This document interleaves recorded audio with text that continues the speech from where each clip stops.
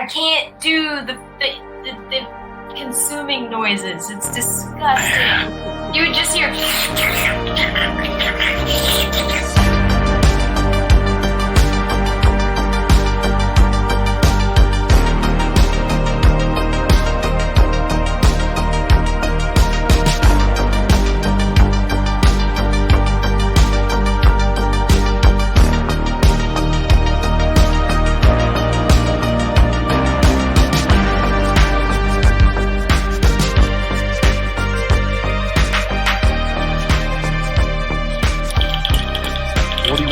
What are we, clowns here to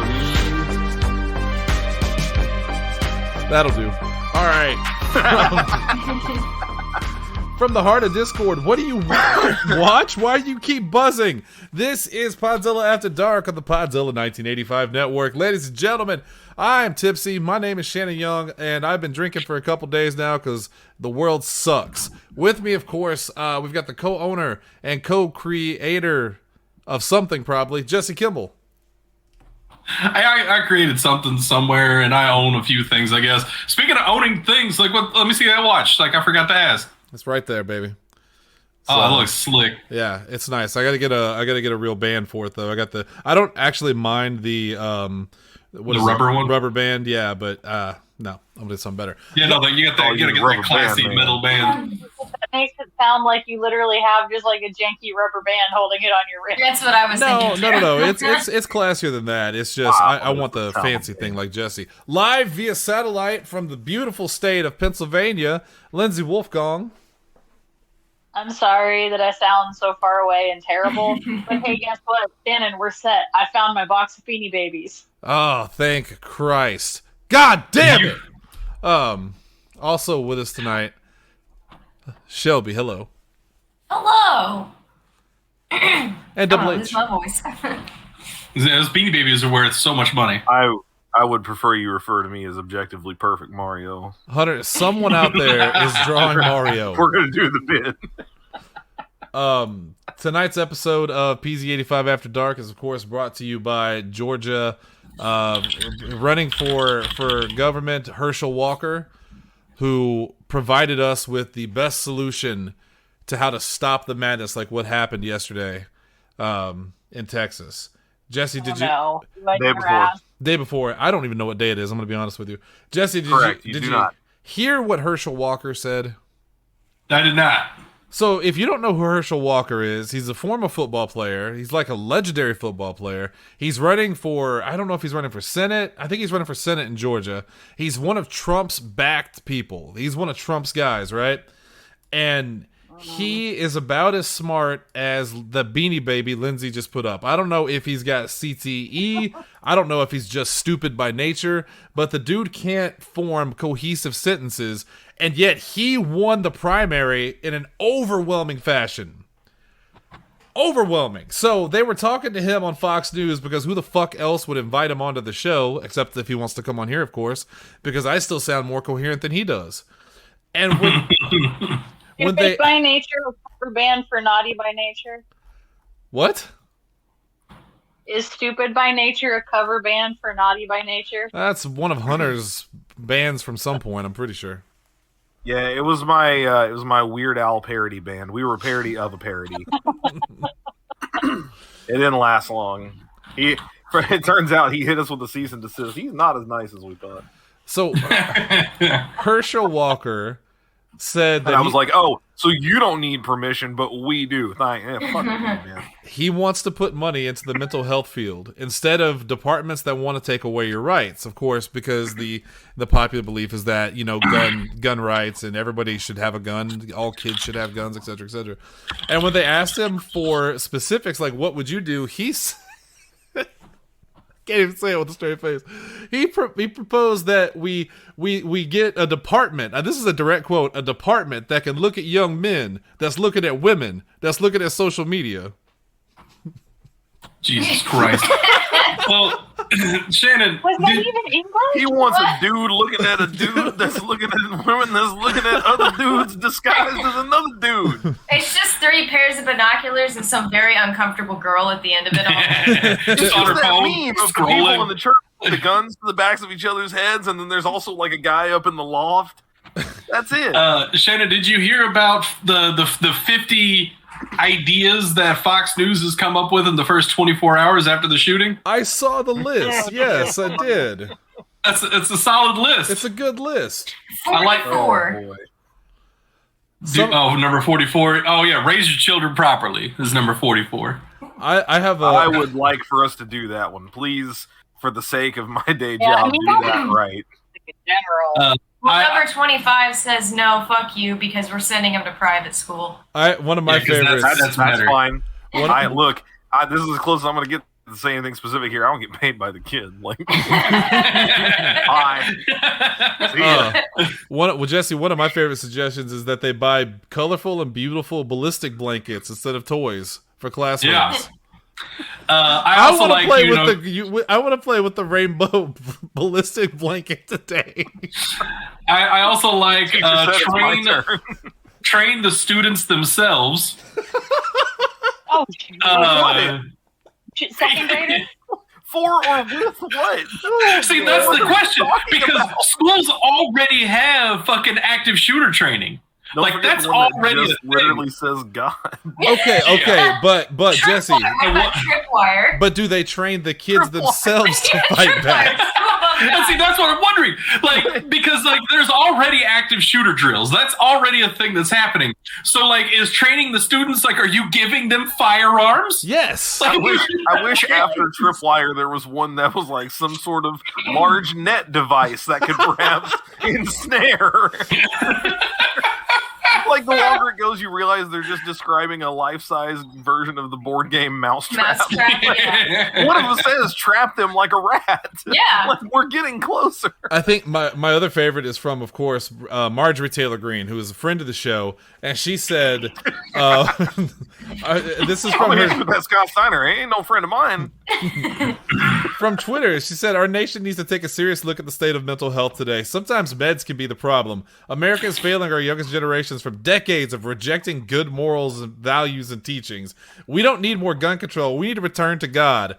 I can't scream loud enough every time someone pulls that biblical bullshit in the face of something terrible happening. Like, this isn't the show for it, I know, and I'm not going to talk about it. I'm just so fucking angry about it. It's why I'm drinking so heavily, and I know that's not good either. But goddamn. Hey, Shannon. Yeah, hey. Shannon, how many of our favorite serial killers came from heavily religious backgrounds? A lot of them. A lot of them. But they didn't kill kids, they just raped them. And, that's better, right? And did, multiple across many years. One at a time. That's the key. One at a time. I got an argument I didn't get an argument, actually. I stopped an argument somehow where a friend of mine had posted about thoughts of, he changed his cover photo to thoughts and prayers don't matter to dead children, which is true. Yes, 100%. And someone jumped on and said, prayer is important. We shouldn't get rid of prayer. And then someone jumped on them and just assaulted them and said, "No, that's bullshit. Prayer doesn't work." I was saying, look, I'm from the same school of thought of prayer without action is pointless. But I jumped in and I said, and I mean this too. I mean this from the heart. I think the people in that community who are suffering, who are praying for each other and building each other up, that is 100% great. I am for that. I think thoughts and prayers are fine when people are directly involved with it. The people who are in Congress and in the government, when they only offer up thoughts and prayers, that's when I get pissed off, because you don't fucking care is the truth. And you're just, I'm sure they have a template. They go through their Rolodex and it just says school shooting, supermarket shooting, black people died, gay people died, and they just pick that template and put the location and how many people died in there, and they put their tweet out. Those are the people that I'm thinking, like, you can take your thoughts and prayers and shove them up your fucking ass. You have no right to patronize the people that have, like, suffered through this.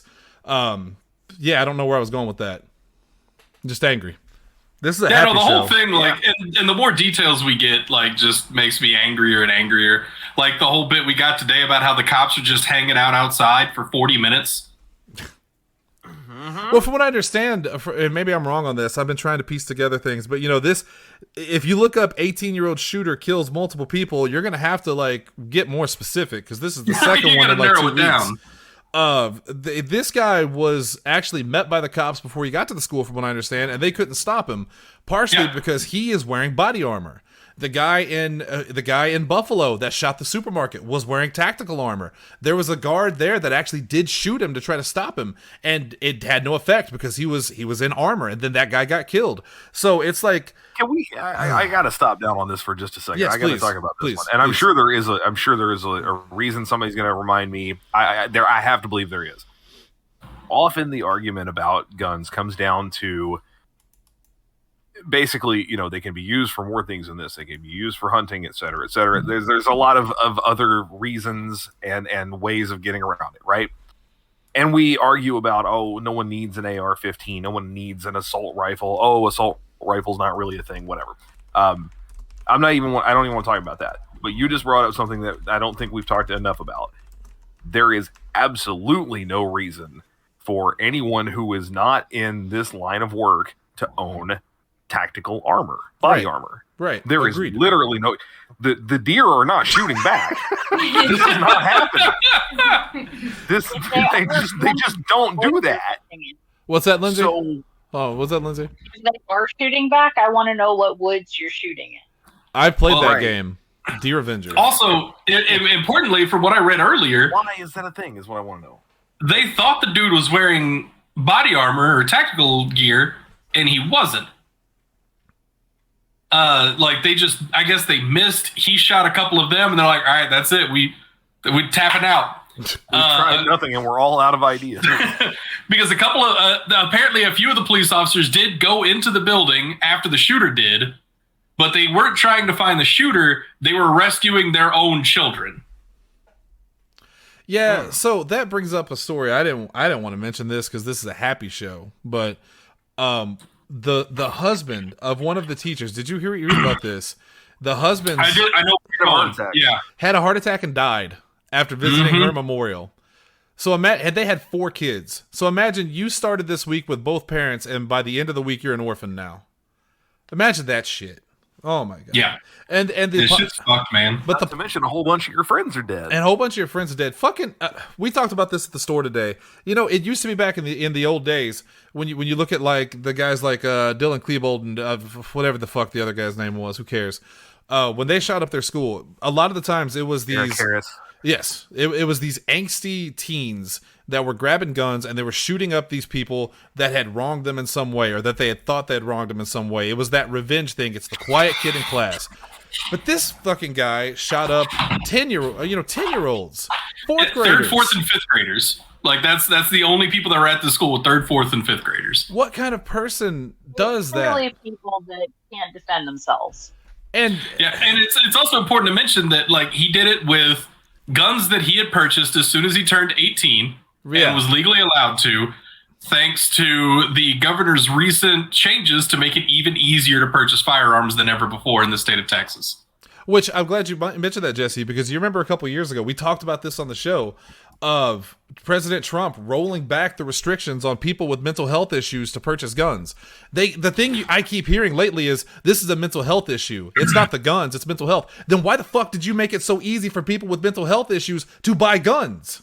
Well, what's the most infuriating about it is like there's a lot of bipartisan support. Like liberals and conservatives alike are for a lot of these restrictions. Like you hear like the big talking points are like, the far left or the radical left, or they're going to take away your guns and all that bullshit. But like most people are for common sense gun laws, like on both sides of the aisle, in terms of people. The problem is like in terms of the actual politicians, like they get so much money from the NRA who are funded by gun sales. Yeah. Like it's in their best interest for guns to be easier to purchase so that they could make more money. It's fucking bonkers. Which, by the way, tonight's show is brought to you by the NRA's next conference, the annual meeting in Texas in just a couple days. Are you fucking where there are no me? Guns allowed. Oh. No guns are allowed at that conference. Oh, I really hope everyone brings one. Well, it's their right as an American. The fucking NRA says no guns at our conference. Because we're scared. Backwards. Oh, it's because they know guns are dangerous. Like, they don't give a fuck. What they care about is getting paid. Yes. Because the Constitution said that we have the right to a well-regulated militia. Hunter? Yeah, I don't know what that was. But apparently there's a monster truck rally happening on my street. I didn't even know where that fucking came from. I just heard like that sound. I was like, what the hell just happened? The way that Hunter looked at the sound and saw me go. Yeah, it was Hunter's like what the fuck? I was like, I think that's what's happening there? For a second, I was thinking the Taco Bell was hitting Shelby in not a good way. I think that's the sign. Like 10 more minutes before that. That's the sign from God to change the subject. God is like, That's you're making fine. me. I feel vulnerable. You're making me uncomfortable. I got one for you. Let's all figure out our dragon names. I just dropped something in the text on the babies. While you do that, I do want to. I want to plug. Myself because I don't know how to do this on the phone. This weekend, for the record, I dropped mine in there. There's mine. I want to plug while we're doing this weekend. If you want to hear more about the shooting in Texas and hear more of my rambling, angry thoughts, we will have an all-new No Turning Back this weekend, where I will have no one there to keep me from saying things I'll probably regret in the future.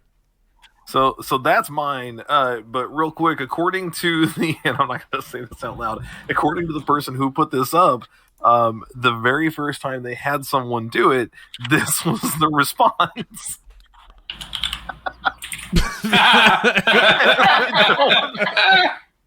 I don't want to say it, but someone else can if they would like. I think this was Mitch McConnell's nickname in high school, Anredek Ratclit, if I remember. Wow. So Anredek is mine. The last one was the example that caused him to go, never mind. That's kind of interesting.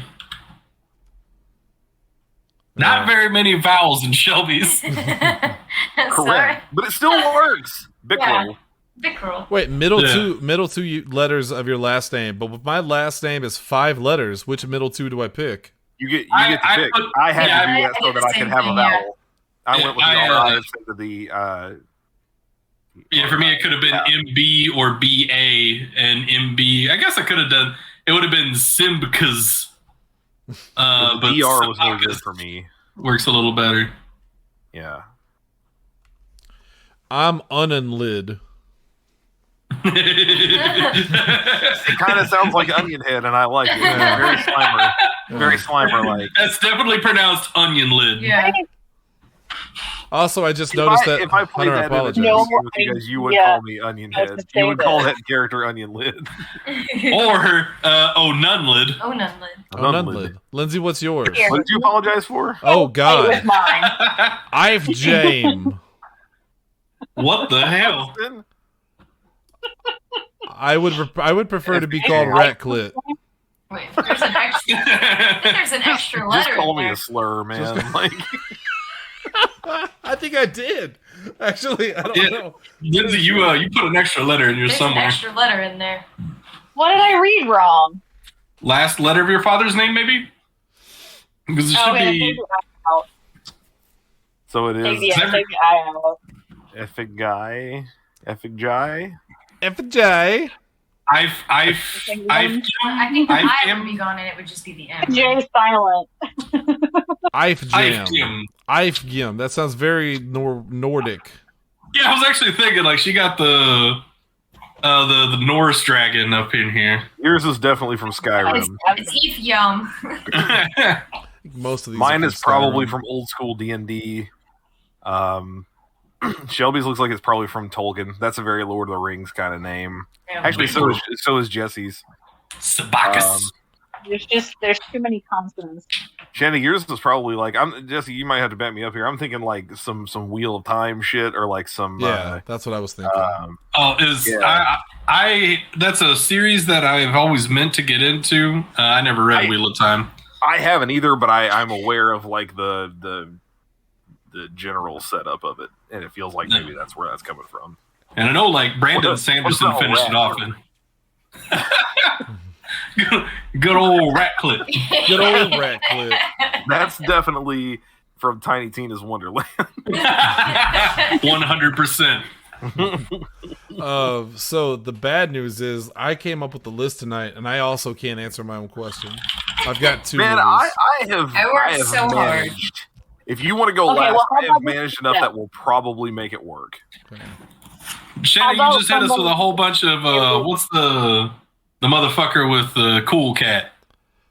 Thank you, Jesse, Neil for helping Breen. me. All right, Lindsay, what'd you say? You can just put all 5 Neil Breen movies. Like, Oh, Lindsay has a suggestion we're not going to do. Go ahead.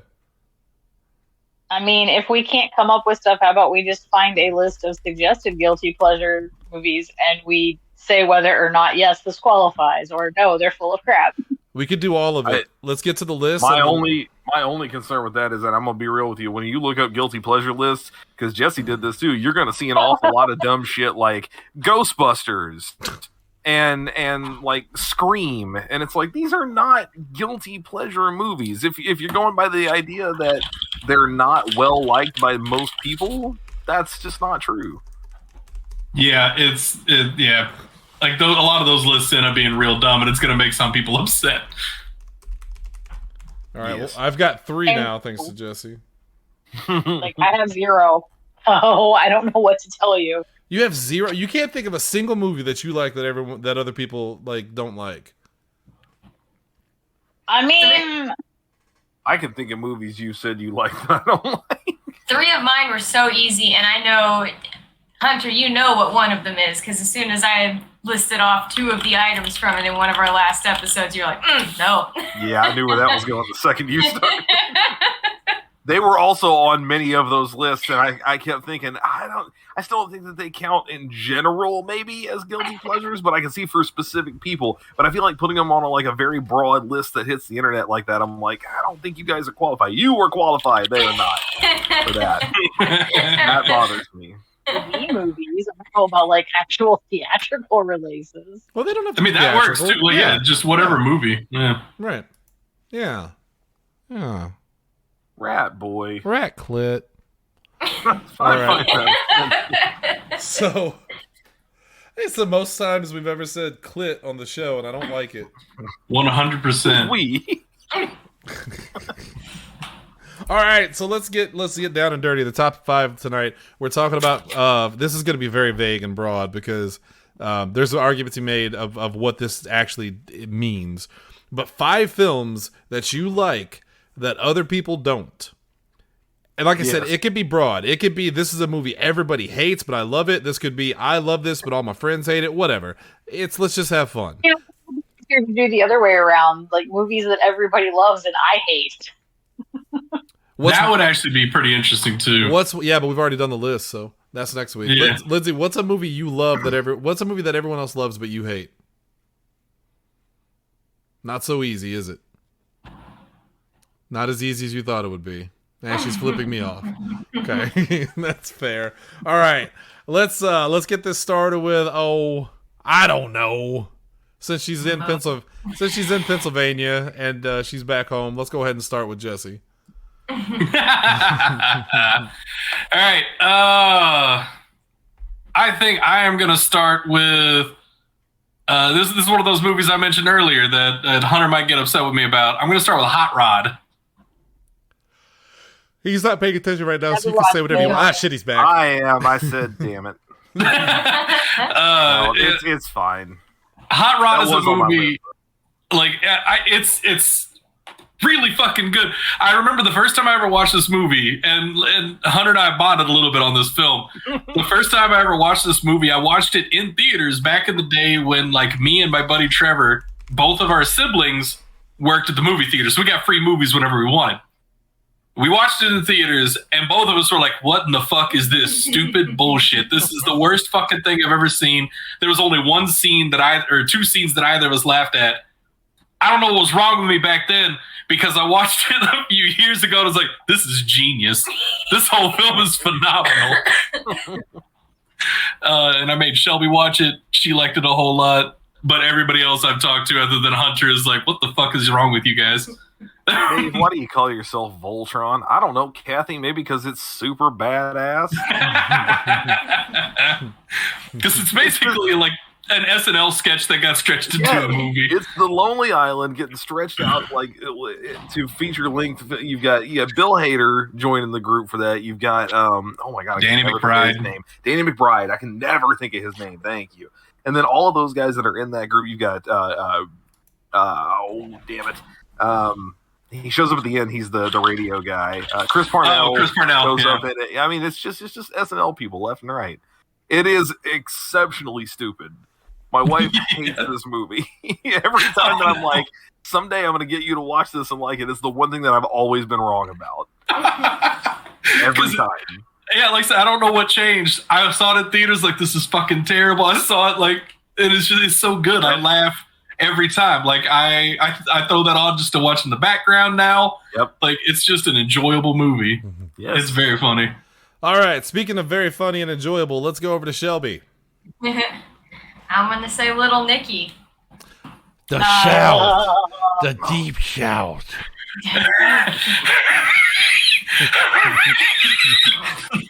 My absolute favorite line in like any movie really is when he's explaining how he used to have a normal face, but then he got hit in the face with a shovel by his brother Cassius. I don't know why, but that kills me every time. I used to look normal, but then my brother Cassius hit me in the face with a shovel. I hate that movie. I love it The soundtrack for that movie is incredible. FYI. Everything about that movie is just so ridiculously cheesy and dumb and over the top, and also just like horribly acted in some parts, and I love it. There's one part of that movie that also kills me every time. Jesse, you probably know where I'm going with this. It's when what do you go ahead, give it a guess. I want to know. I was gonna say it was all the scenes whenever they're in hell, and it's like nipple head. No, although it's Rodney Dangerfield. What, right? It's Rodney Dangerfield, Harvey Keitel, Kevin Nealon down in hell. That's a good cast. No, it's the That's part. a great cast. It's the part with fucking Clint Howard with the nipples and the He gets the wrong apartment. Good luck. Good luck with the nipple rubbings. That part, I don't know why. Luck. That part fucking cracks me up. That part cracks me up. It's so stupid. It's so dumb, but it's so good. All right, Hunter. He's just sitting there playing with his nipples. God damn. He's doing All right, Hunter, go ahead. You next.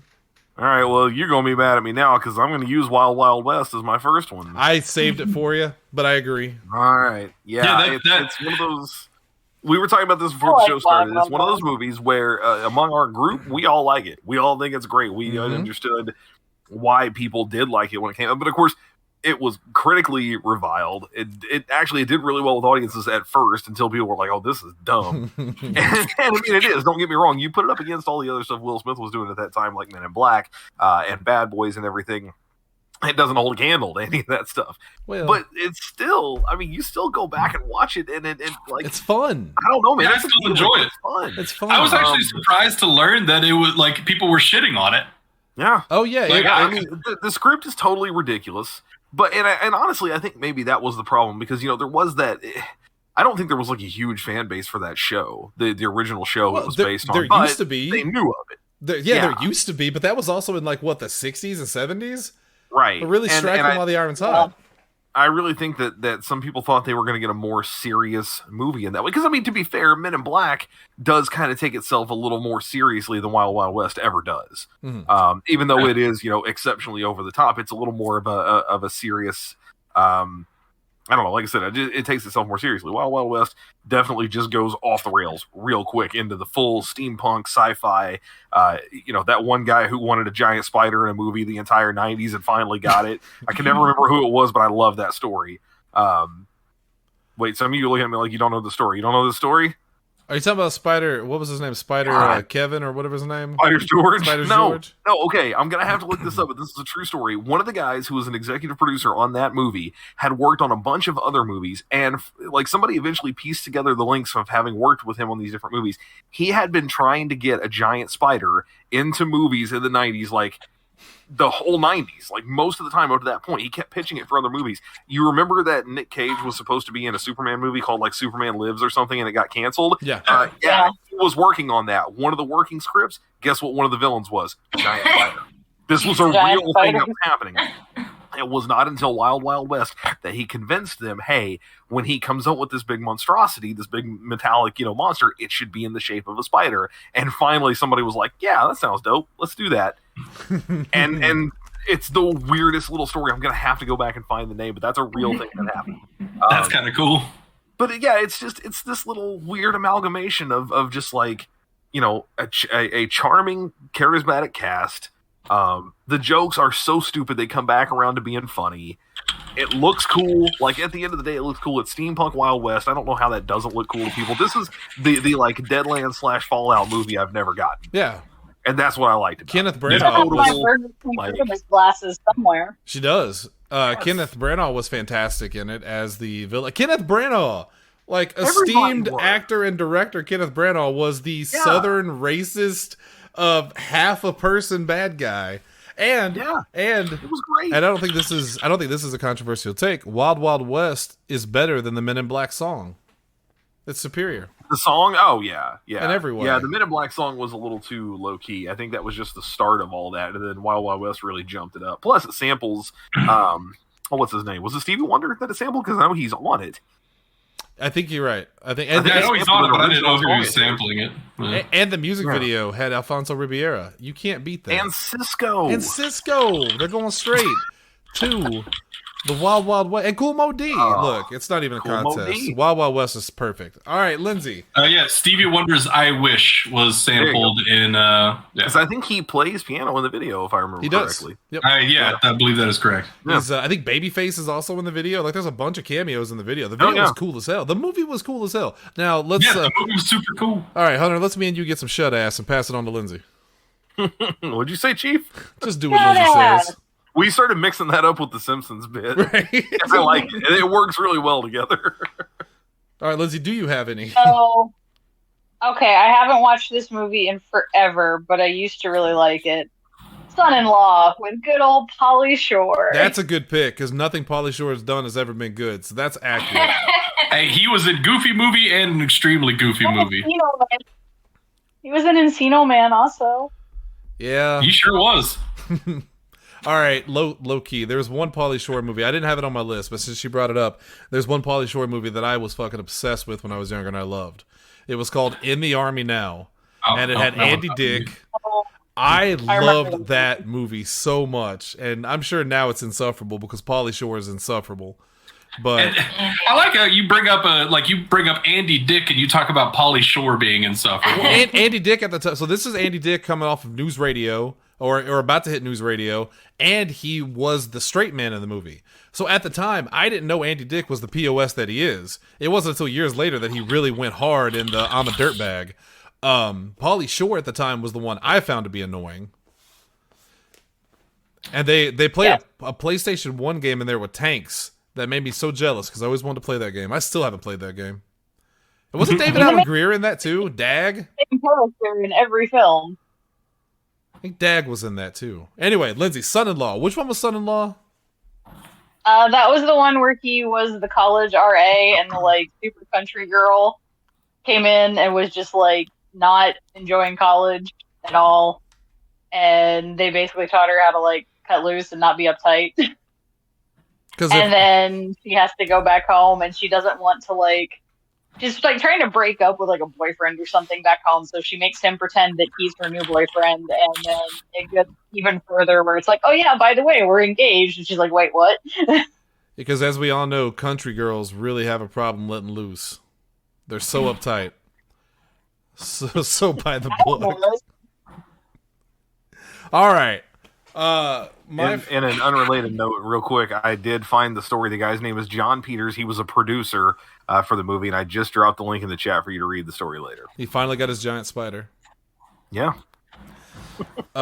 My first pick is Freddy Got Fingered. No, it's not. Nobody liked that film. Even me. No.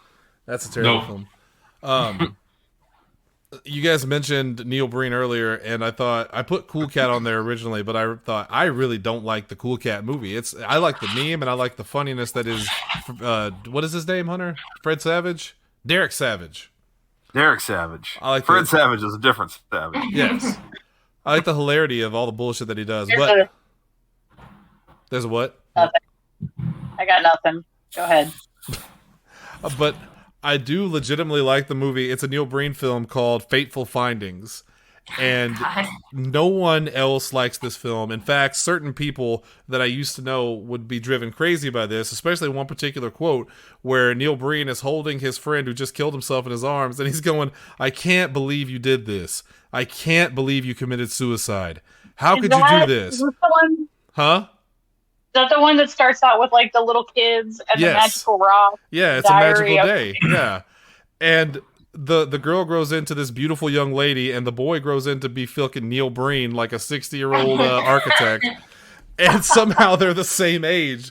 And it is the most insane, awful movie you've ever seen. But like, there's something about, I love awful films, and this is the worst movie, other than Cool Cat. But this is a fun, bad Isn't movie. that corrupt?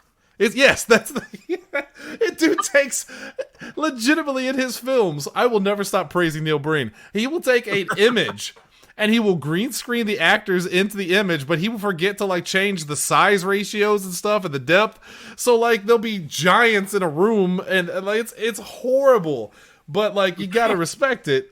Fateful Findings. I don't have to. You have I to. won't. No, there's one of his movies where he has like all those computers.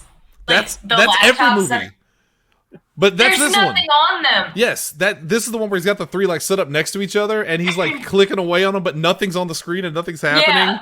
Yeah. My favorite part, one of my favorite parts in it, is he's got a cup of coffee and he's like, he's making the, he's like licking his lips. He wants the coffee so bad. In there.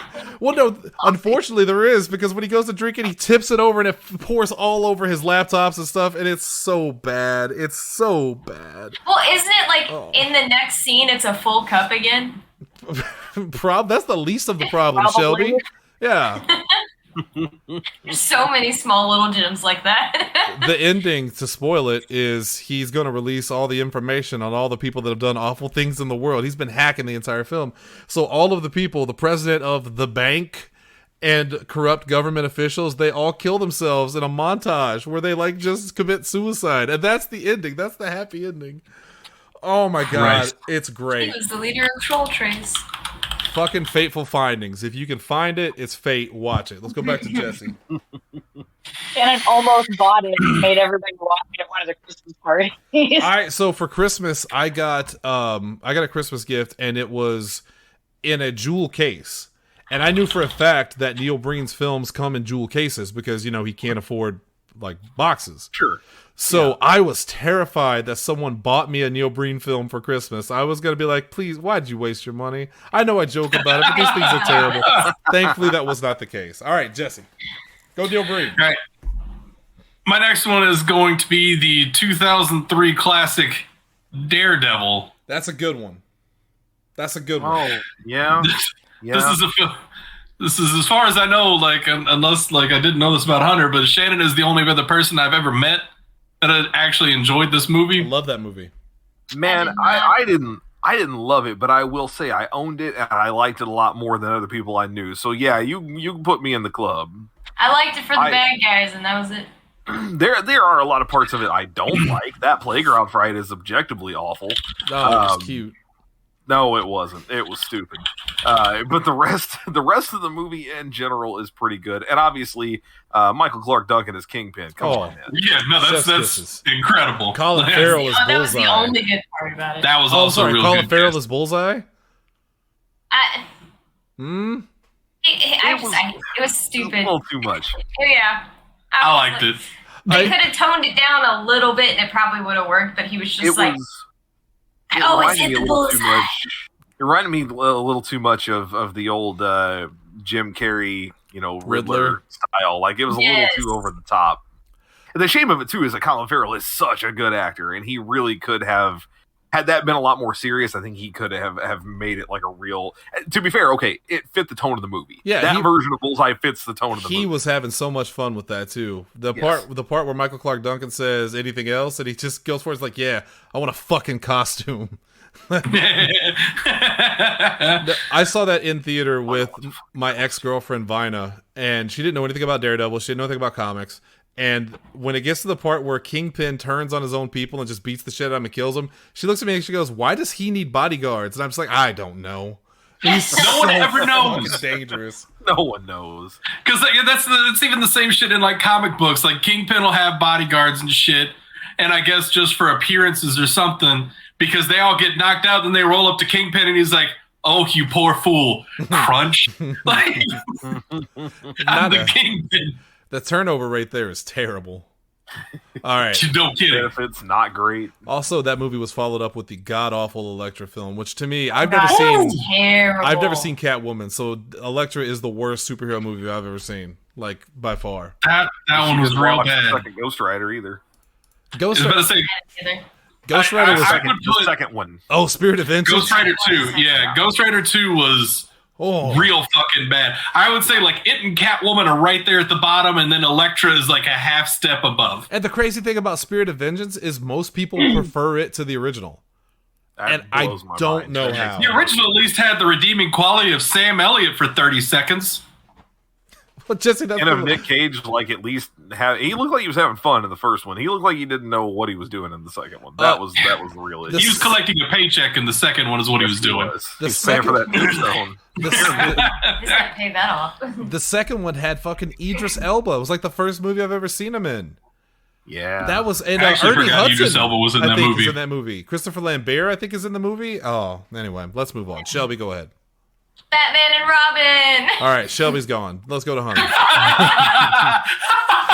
Shelby truly has movies on this list. Oh no, that Lindsay! even people No, in our own she's group. gonna go get the posters. I know what she's She's doing. going.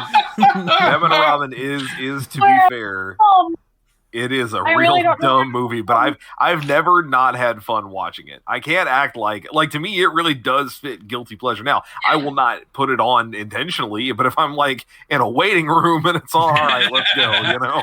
I actually liked it a lot more with the fan theory that it is some like cheesy, campy ass fucking movie in the world of like Batman. Yeah. Like I actually dig that a lot, and I did like it as a kid watching it. But I did not. just I never Well, liked that when I fucking film. when I watched it, I was like, shit, what, 8 years old when that movie came out? If that you, were, right? if you were 8, I was around 30. 95, I think. And so I- I was 10. Oh, I'm sorry. Yeah, I wasn't even 8. It came out. No, it came out. Batman and Robin was 97. Wow, 97. Holy shit. So I was 9 years old when that game came out. It was yeah, I liked That tracks. You were like 15. Yeah. I was if I had 30 been 15, plus. I also would have Yeah. been like, this is stupid. Yeah, if I had been a teenager, I probably would have fucking I hated was the movie. 6. But and I think I've told this story on this show before. I actually had dreams about that movie before it came out. I was so excited for it because I love Batman Forever. And I remember thinking like the day it came out to video, I was going to I had dreams where I would rent it from Pulaski Video in Pulaski, Illinois. And I was so excited for it. And then I watched it and it was that crusty thing. I pulled the cigarette out of my mouth. I said, what the hell was that? Like, I loved it as a kid. I didn't like it as much as a teenager, and then I got older and I was like, this is just a bunch of bad guys who were like, how can we fuck with Batman? Let's all just get together and do the dumbest possible shit. Let's go. and bat nipples. Don't forget bat and nipples. fat nipples. Bat, You can't the forget rubber about fat fucking nipples. lips they're rubbing. The long, like, extended shots of the costume. Yeah, the Why? butts. Why does it linger? In the butt. The part where Batman pulls out his credit card and it just says forever. Never leave the game without it. And that's really like that product placement. It like that sells that theory for me. How That are we is- talking so much about this and not talking about shit like ice to see you? You're not going to put me in the cooler. Literally every line out of Arnold Schwarzenegger's mouth in What that the film was fun? fucking gold. It. Oh my god, it was great. Hey Arnie, do you want to play Mr. Freeze? Yeah, but here's some things that we're gonna do different. You can only speak in puns, and all has to Number be one, the costume is gonna be totally ridiculous and over the top. And I want a giant. Well, yeah, I gun. mean he's already wearing like a dome on his head, dude. No, hang The on. dude's a walking I got some snow globe. sketches. It's gotta be crazy. Well, because they also made Mr. Freeze like Jesse, do you Yeah. remember what he powers his suit with? crystals. Diamonds. Or diamonds, right? It was diamonds. Yeah, That's he was robbing all those diamond shops and Oh my diamond God. whatever. That's Has like a museums and little shit. hole. He just drops them into. Jesse, Yeah. that's where we got me and Kevin talking about the fucking dragon blood and the dragon scales to power our shit. Because To the ambulances. oh yeah. my God, that was bad. Shame on you, Shelby. Shame on you. All right, let's go to Hunter. All right. Oh, fuck. I'm gonna recover. I probably could save this, but at this point, I don't think I have much else on my list. No. Okay, I have one other one that might get taken, so let's get it out of the way. Resident Evil. Oh, I was The gonna put first that on there. Resident Evil movie. I was thinking about putting that on my list. The very first Resident Evil movies was something that I remember. I bought the DVD, so I saw it in theaters, but I bought the DVD of it the night like it came out. Me and my buddies happened to be at Walmart at midnight, and they're like putting it on the shelf, and I'm like, yoink. It's so dumb. It's so bad. The first half of that movie is actually kind of good, and then like the second half, you're like, God damn it, where'd the first half go? Bring that back. Everything about Alice is the worst. Yes. And when you figure out that, like, okay, she's, Mila Jovovich is married to the movie's Paul W. director. Sanderson. All right, Yeah. now we get it. Yeah, now I understand why she is the like people complained about Rey as a Mary Sue character. Alice is the ultimate Mary Sue character. Which, for by the anything. way, not to take away from Mila Jovovich as an actress, because she's a good actress. No, yeah, I mean, but it was definitely she nepotism. very much is. Sure. Oh yeah. And again, the role is written in such a way that, I mean, what can you do, man? When like you have superpowers already, that has never been a thing in Resident Evil unless you're like full blown T-virused up. Like, you are going to be part of the problem. It's just real stupid. But at the same time, I don't it has know. some Like, nice... Chris Redfield punched a boulder into. That's fine. You can do Let me that. rephrase. Up to a certain point. Well, and then if I remember correctly, at some point in time, he does get injected with some dumb shit. So, but the movie's got a lot of like gory kills. So if you're there for a horror movie, you're gonna get it. The CGI is awful because it's early 2000s. So go back and enjoy that. Laser Hallway will always be like my nightmare. Some great, like cheesy lines. Shannon, I think we've talked about this before, and I cannot remember the character's name, but one of the Umbrella guys who is like in the vents, and he has to crawl up above him, but he's like bleeding out, and he knows he's gonna die, and he starts like squeezing his wrist, and he's like, "You want me? You're gonna have to work for your meal," and is like forcing his blood to drip on him. It's so bad. But I mean, he is not chewing the scenery; he is devouring it. But light years ahead, and I swear to God, I'm not lying. Light years ahead of Welcome to Raccoon Of the new City. one. Such a disappointment. Yeah, it's crazy. So awful. Crazy. Not to mention, the second Resident Evil movie is still not very good either, but I feel like it's more universally liked because at least it was just more over the top, a lot more action, a lot more from the more game, characters from the game. Jill Valentine, who was Sienna Guillory, is that her? Guillofoy, something like that. I don't remember. She was a fucking spot on, perfect Jill Valentine. Absolutely insane Jill Valentine.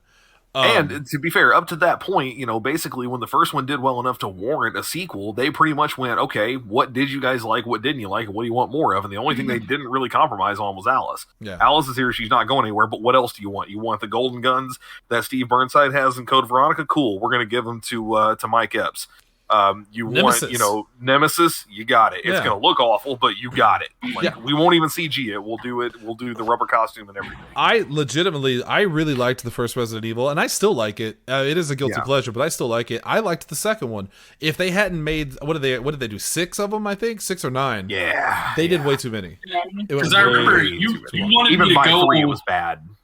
Yeah, because I remember you wanted me to go to the theater with you to see, like, I think it was like the 6th one or some shit like that. No, I gave up at that like, point. It was 3 or 4. Because I was like, I had seen, it had to have been at least 4, because I've seen the first 2. And I actually thought it was like 5. But regardless, I was like, man, I've only seen the first 2 movies. Like, you're like, yeah, you'll be fine. Let's go. All right. And then later I heard the story about when Shannon went to see Lord of the Rings. Yes. Bob, I went to go see Lord of the I saw Two Towers with Bob before I ever saw the first one. So the whole movie, I'm like, who's that?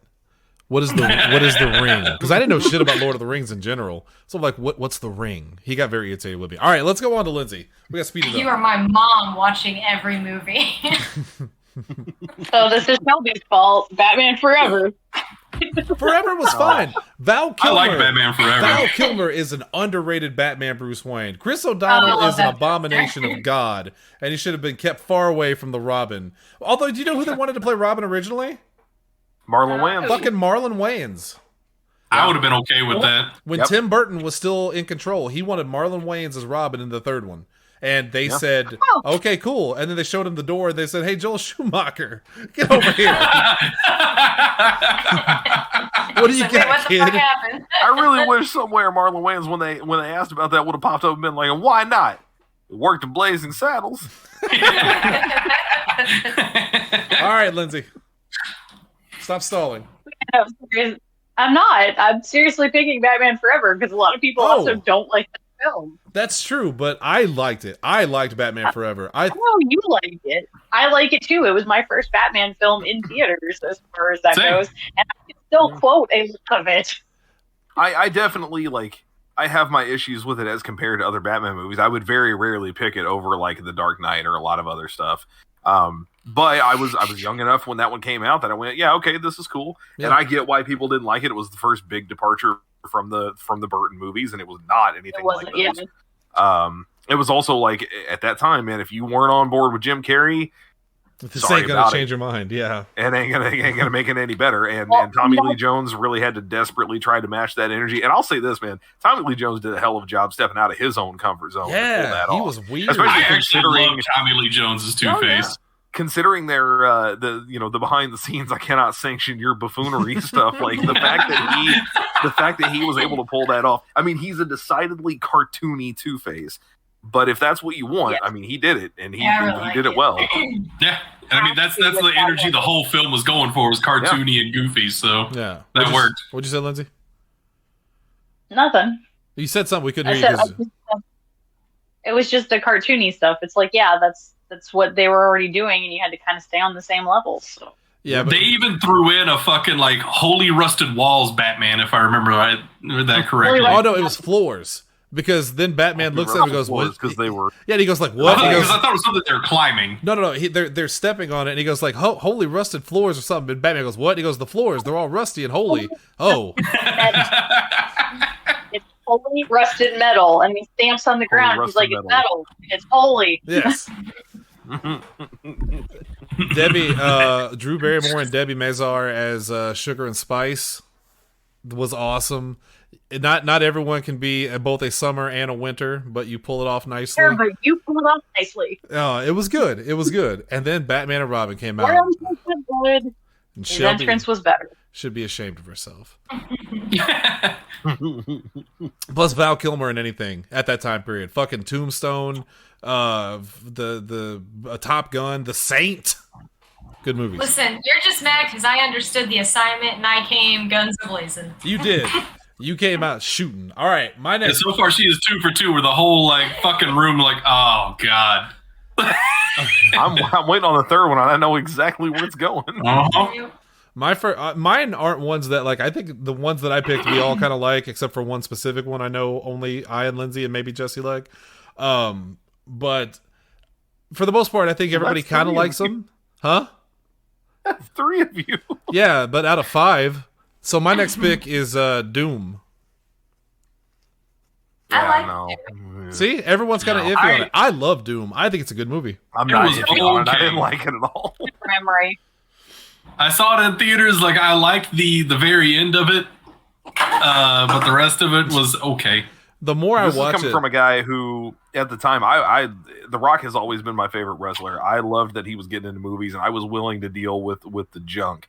Outside of the Tooth Fairy, this is the only other one I did not like that he did around that time. This is I thought the Rundown was great. This is the one that when he was at the Hall of Fame ceremony, he told John Cena, "Don't said worry, kid, I did Doom." Not Dune. Yeah. Doom. I thought Doom was fun. It had Carl Urban, had Rosamund Pike, good cast, The Rock. They threw in all the little things like the BFG. They had that incredible sequence at the end with the first person where it was like the games.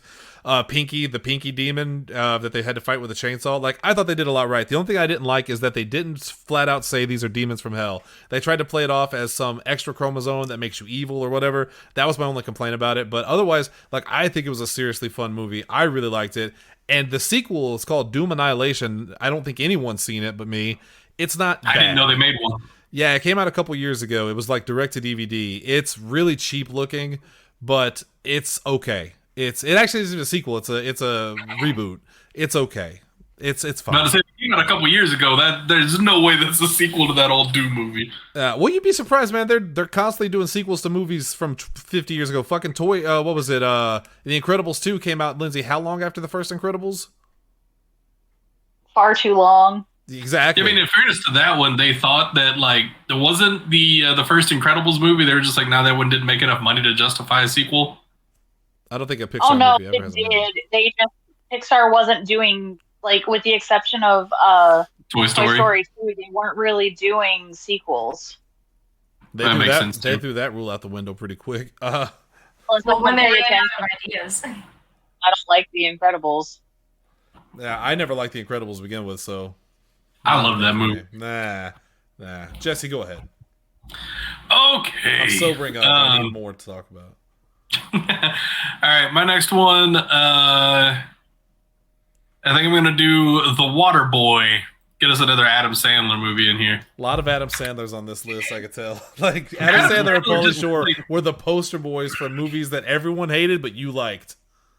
I'm actually with Jesse on this. Like all the Adam Sandler movies, except for a couple, I really like. There are a couple of Adam Sandler movies that are really fucking bad. Like Jack and Jill is not a good movie. That's it's not fun to watch. Not a good movie. What was the one we watched the other night that I had to name? That's My Boy.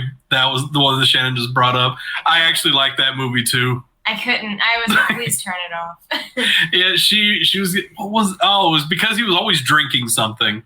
Drinking and eating, and I was like, I can't do the consuming noises. It's disgusting. You would just hear. I was like, oh, that. Yeah, because he was a straight up like Boston trash bag. I like that movie a lot though. Like I ended up enjoying it quite a bit. 55 minutes in, I'm gonna have to take the sound clip of Shelby and put it at the beginning of the movie. Mental note. Beginning of the movie. Beginning of the podcast. Fuck. Sorry. Adam Sandler, to me, like he started his first movie was his best, and it only got worse as it went down. Happy Gilmore, I think is objectively his like my favorite movie of his, and it's not his Wedding first. Singer movie. was nowhere near his first movie. That was like his third or 3 fourth. Yeah. Was it? Yeah. Oh yeah. It went Billy Madison, Happy Gilmore. Gilmore. I think Waterboy, Little Nicky, then Wedding Singer, but there's somewhere it might have mixed up in there. No, Wedding Singer was before Little Nicky. Okay.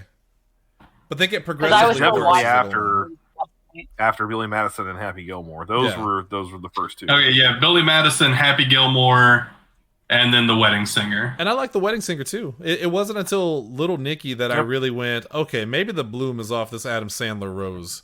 Oh, I started that with Waterboy. Because it was The Wedding Singer, and then it went The Water Boy, and I actually love The Water Boy. I really enjoy that movie. Big Daddy was really good. That boy all the time. I like parts of it. Yeah. I like Big Daddy a lot. Little Nicky was the next one, and that one was I like it. There's a part in Waterboy where I think it's the quarterback, he gets like crushed or something. He just goes, "Who dat? Who dale?" And that always cracks me up. Who dare? Who dat? Who dare? Oh, and Farmer Fran. Fucking Farmer Fran. Legitimately hilarious. I love Farmer Fran.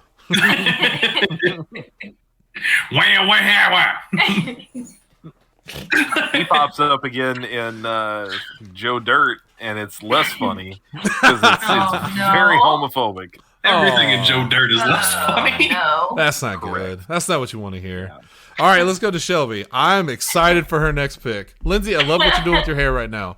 That's actually a pretty good look. And you ruined it. All right, Shelby. This is the one Hunter's been dreading. It is The Phantom Menace. There it is. Oh. There it is. Oh, I already got right now today. Yeah, that was one where like Shelby was like, I can't think. She came up with the first two. She's like, I can't think of anything else. I was like, The Phantom Menace. You brought it up last time. She's like, wait, people don't like that one? When she said you can't think, she couldn't think of anything, you should have said, well, try spinning. That's a neat trick.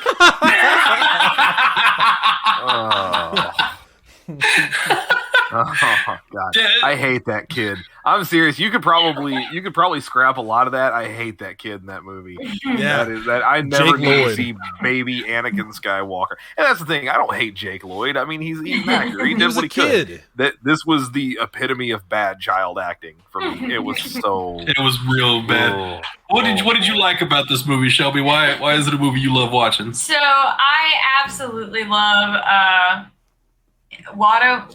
Watto. Yeah, Watto and his junk shop. Oh, That yeah. was Oh, yeah. Hunter, why do you sound like you're about to hit with a oh yeah? That's how Waddle sounds. He That's makes what a he deal does. with you. It's very He, like he almost was the super like racist Jewish Not good. stereotype. Yeah. He was the slave owner, seller, trader. Mhm. But I loved his junk shop because I absolutely just loved like you could build anything, and clearly they did. So, droids and fucking junk speed racers, like everything. They fucking did it. They could do it there. He was like the I thought MacGyver that of was mechanics. So cool. Yeah. Yeah. And I know you like those little like the circle droids that Yeah, pop up. the little like mechanic droids that look like they have the little headlamp. They got the dome heads, and they just Yeah, they're in The Mandalorian too. yeah. Yeah. I Yeah. love them so much, and that's where I first saw them, and they are just the most adorable things. Let's be. I mean, when you talk about it, let's be honest. There's a lot of good stuff in Phantom Menace. Ewan McGregor, Liam Neeson, Natalie Portman, Darth Maul. The fight between them. Ian McDiarmid as Palpatine. Like, there's a lot of good stuff in that movie. It's just there's a lot of bad stuff in that movie too. Yeah, I like how we're all Jar Jar glossing over Binks. Jar Jar Binks. Like that's not. All right, let's move Nobody on. likes Basically, Jar any Jar. of the Gungans, any of the Yeah. Gungan stuff. Yeah, Boss nobody- Nass. Oh my god, Boss Nass and his whole like say something to Boss Nass. He goes, yeah, like I hated that so much. Yeah. The CG also does not hold up in that movie. Like some of that movie looks No. bad. And you know the irony, what really gets me about that is that Lucas didn't want to make those movies originally because he said the computer effects were not where they needed to be so he could make them properly. And then he made them and everybody went, He was right. put it back. It's not ready yet. More Wait time than like me. 10 years at least. Yeah, at least by the time they got to Revenge of the Sith, like CG had improved enough where it like wasn't embarrassingly And that was bad in a almost lot of 10 years. spots. Yeah. Yeah, Yeah. because that's like a 5-year, or I mean, like a 7-year difference. I think 7-8 Because years. that came out my junior year of high school. No, it was more like for 6. I think. Revenge of the Phantom Sith. Menace came out 99. They're 3 years apart, every Star Wars movie. Yeah, so it'd be 6. Yeah, that sounds right. And even Empire or Attack of the Clones looked much better than Oh yeah, Phantom Menace. Well, Phantom yeah, Menace was just like weird. CG had such an incredible fucking like from like that 97, 98 era where it first started like hitting mainstream, getting a bunch of movies. Like even between there and like 2005, like it was like an exponential like holy shit, we got so much better at this so quickly. That's Uncanny why. Valley where you can't tell if they're looking right at you. Yeah, Yes, I am. Oh. I'm looking directly at God, you. have you guys with seen the both new? my eyes. Have you seen the new Chip and Dale movie? That's what I'm doing. Okay, yes. good. I'm doing the bit. I didn't know if they had seen it because that fucking haven't guy. seen I haven't seen it. Oh, that's- I love when he just hits the Seth Rogen laugh. It's very funny. You should watch it. All right, let's go Double H. Okay, I'm gonna throw out A Million Ways to Die in the West. I've never Oh, seen it. I love that Never seen movie. It is. It sounds did very not. familiar. It did not It's do well, Seth and it is MacFarlane. very stupid. It's a Seth MacFarlane film. I love that movie. He has Thank you, directed Hunter. 3 movies. So I was actually just watching. He did a Wired autocomplete interview, and one of the questions was what all he had directed in terms of films.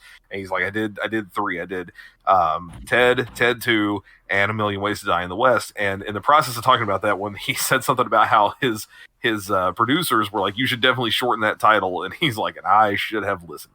And he said something about it's that film, and then he stops himself and he goes, that's not a fucking film, that's a movie.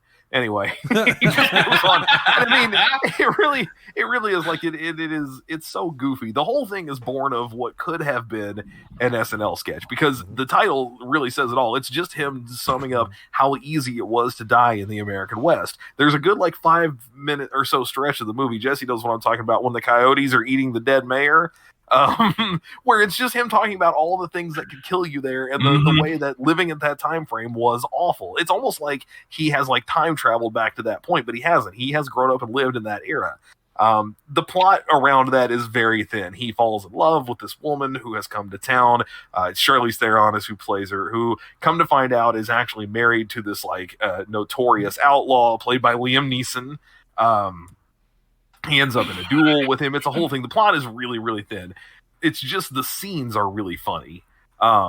And I mean, it's, if you like Seth MacFarlane at all, if you ever liked Family Guy at any point in time, if you like Ted to any degree, if you like The Orville, it's very much his brand of humor.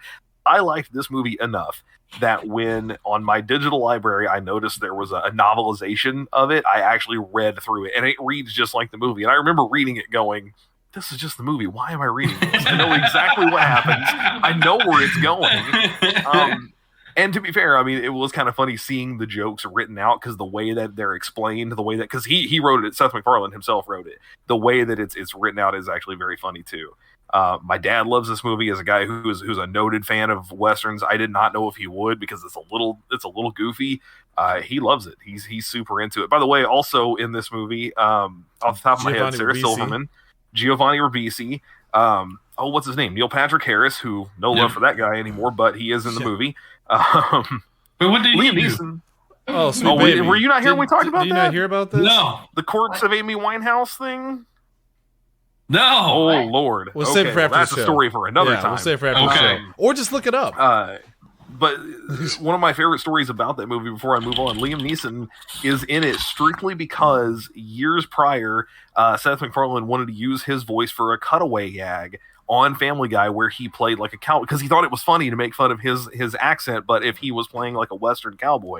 And Liam Neeson was like, yeah, I'll come on and voice that for you. You know, I'll say, oh, we've got to go over the hills there where there is gold, in his very distinctive accent. But he says, I'll do it only if you promise me I get to do more with that later. And so when it came time to make the movie, he goes, okay, now you get to play an actual, Western villain. And Liam Neeson was like, yeah, dope. I'm in. Let's do it. There's also some fun cameos in that. Doc Brown is in it. Yeah. Yep. Yeah, very Django. briefly, which is very funny. And a couple of the other things that are kind of understated in that movie are I don't think are quite appreciated, because the movie gets a lot of hate. The soundtrack is incredible, like the original score. And the everything is done on scenes, so they're not nothing is CG in terms of the backgrounds where they're at. They actually went out and travel, and it's so cool. It really benefits a lot of the scenes and everything. But yeah, neither of those get much attention because everything surrounding it is admittedly not great, but I find it to be absolutely hilarious. I love that movie. I'm sitting here trying not to laugh about take your hat off, boy. That's $1 bill. Somebody has a paper dollar and they're just that blows their minds. And this guy literally take your hat off, boy. That's $1 bill. You show respect. It's a real stupid movie, but it's not very long, and it's worth. Did you hear about the folks out east that took a picture and smiled? I didn't know you could do that. Is that a thing you can do? The name of the town is Old Stump. Oh, and that reminds me, in the novelization, they explain why, and I don't remember the story, but I remember reading it and trying not to laugh at my job with people around me as I'm reading this whole part. If I remember correctly, there was a new stump at some point in time, but then it's a whole thing. Anyway, Million Ways to Die in the West, not well received, but very funny. That's a very funny movie. Lindsay. I am going to go with Daylight next. It's basically the Poseidon Adventure put in a New York sewer with Stallone. Oh yeah, I remember this movie now. Yeah, It used to play on Encore all the time. It was boring. Somehow Stallone bored me. Which is fine. If you liked it, hey, that just wasn't for me. Yeah, it wasn't a good movie, at all, but I enjoyed it. I remember Daylight. I wanted to see that so bad when I was younger. There was a whole era of action movies by these action stars I really liked that turned out to be really bad. That was one of them. Fucking Broken Arrow with Christian Slater and John Travolta. I'll never forgive that movie for being as bad as it was. That's Samantha Mathis in it. And crush that crush button. Because I was a big fan of Samantha Mathis. In fact, she's coming up in just a second in a movie. So, yeah. All right. Yeah. Did you know Stallone has a speech and he has a problem with his face? That's why he talks the way he does. Mm. He should talk to little Nicky about that. Well, he was fine until Brian Denny he hit him in the face with a shovel in the first Rambo. Shelby no sold it. All right, moving on. Sorry, I was Yeah, answering a message Reading from about her. that giant metal spider. That's what was happening. and About I'm the looking corpse up. of Amy Winehouse. Yeah, that's what I'm looking up here. So my next film is Yikes! starring Samantha Mathis, the Super Mario Brothers. I love that movie. That's one of my favorite movies, unironically. I really like it. I also loved that movie. I'm crazy. I love every part of it. The dystopian future, the all the little nods to Mario Brothers, like the mushrooms, the Babam, Big Bertha in the all red outfit with the jump boots. Like, I really liked it, and I still like it to this day. Movie is so bad. It is, but I I liked it too. I'm in your same boat. see, Shelby, I can do this too. It's about time. Bob Hoskins and John Leguizamo, a British guy and a Colombian, as two Italians. One of my favorite. Bob Hoskins and John Leguizamo as brothers. I mean, I've heard of if you look at the cartoon Mario and Luigi, they don't. Well, okay, no, they do actually look pretty alike. All right. You mean Green Mario and Mario? If there's one thing you have to admit is not good about that movie, there is no reason that those boys are named Mario, and Luigi Mario, and that's why they're the Mario brothers. And that's canon. And that's canon. So stupid. Yeah, they make that canon. So now, like in the video games, even it's Mario, and Luigi Mario. Although No it good is and well, it is a that's funny stupid. scene because he's talking It's to the 100% stupid. he's talking to the cop at the station. He goes, "What's your name?" Mario. Last name Mario. Mario. Yeah. And you, Luigi Mario. Oh my. That's so dumb. But Yeah, also like, I don't Samantha Mathis understand. was in it, and Lance They Henriksen. could, like, they're like, and I don't understand why, because like I guess they felt like they wrote themselves into a wall with like Mario and Luigi. So like you can't have one go by the surname and not the other, but you can. That shit happens all the time The only in thing, America. The only thing better than that film is the making of that film. If you've never looked it up, look it up. Bob Hoskins and John Leguizamo were drunk 24/7. The directors had no idea what they were doing. It was a gigantic mess, and it's the only movie Bob Hoskins says he regrets making. It is a fascinating story of a horrible mess of a movie that I still love to this day. So, to me, this is the epitome of a movie everyone hates but you love. All right, let's go back to Jesse. Round 4. Let's speed him up.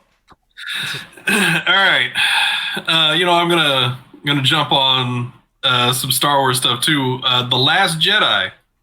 I like that movie a lot. Yeah, I fucking love that movie.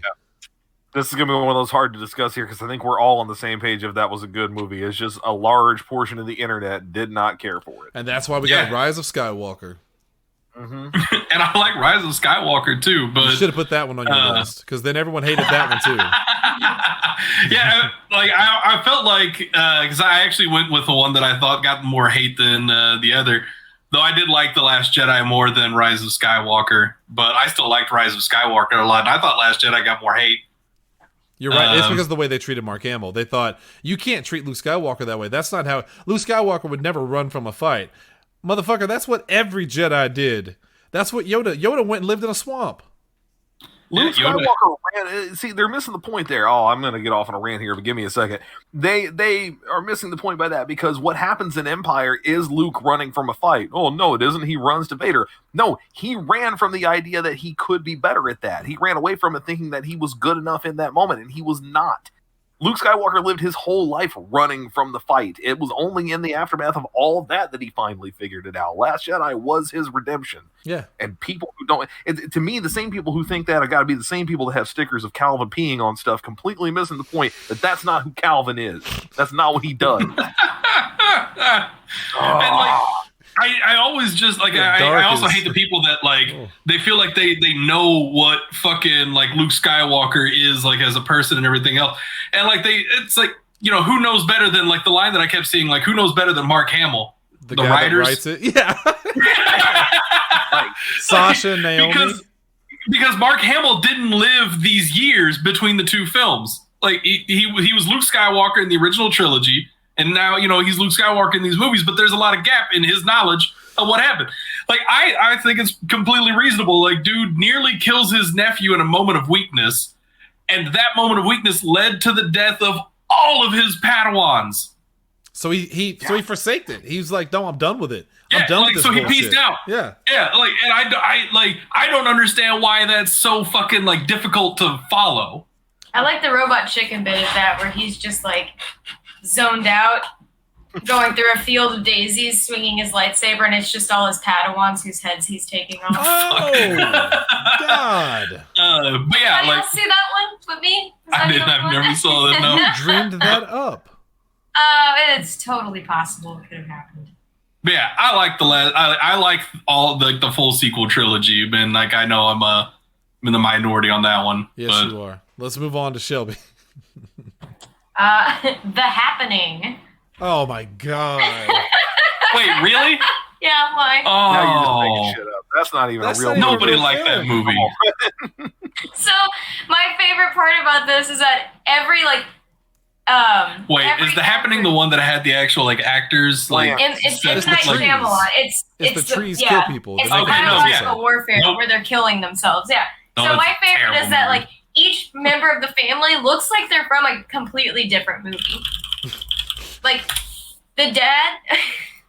Okay, for a second I thought you were talking about This Is the End. No. Oh, It's that's a The good Happening. movie. So Mark Yeah, I like This Is Wahlberg, the who's End. playing Elliot Moore, the dad, is completely just like confused the entire time. He has no idea what he's doing there. He doesn't know how he got to the movie. He doesn't know what his lines are. He's just like, what? Oh, What? Where am I? What? say hi What to your is mom this? for me. How you doing there, plants? And then Zoe Deschanel is completely zoned out, looking off screen 90% of the time. Like she's just like, oh look, She's got the Zoe Deschanel look going. and I'm just like, they're in two very different movies here. He doesn't even know which one he's in. He's still trying to figure that out. She knows where she is, but doesn't want to be there. So she's just like, I'm over here now. When that movie came out, I remember the way they marketed it. There was like the first R-rated M. Night Shyamalan movie. And it certainly is R-rated. It's just the R isn't for like refined or relevant. It's One of the funniest Such a parts is bad supposed to be movie. one of the most horrifying, but it's where the guy lays down in front of the, The tractor lawnmower? and just Yeah. lets because he's just like, oh, this is it. Right? but what a way to go. I was like, I laughed so hard throughout that movie, and they were trying so hard. It's yeah. Wait. So Like this every movie that motherfucker did, like M. Night Shyamalan is trying so fucking hard, and it's so bad. consistently awful. Hearing Shelby say that, it reminds me of the Simpsons thing where McBain's explaining his new movie where his son comes back from college and he's horrified to find out he's a nerd. Not a comedy. Yeah, and then he says, "I'm laughing already. It's not a comedy. It's not meant to be funny, Shelby." Oh, Well, that's why Hunter, it's one of my guilty pleasures. I'm sorry. Hunter, please, no, Hunter, please. Save Sucker this. Punch. I can't. I'm going with Sucker Punch. I don't Yep. like that movie. Yeah, I keep behind that one. I'm gonna admit something. I haven't watched it in a long time. Don't get me wrong, but Sarah and I saw it in theaters, going into it thinking this is gonna be awesome, and we left it going, that was awesome.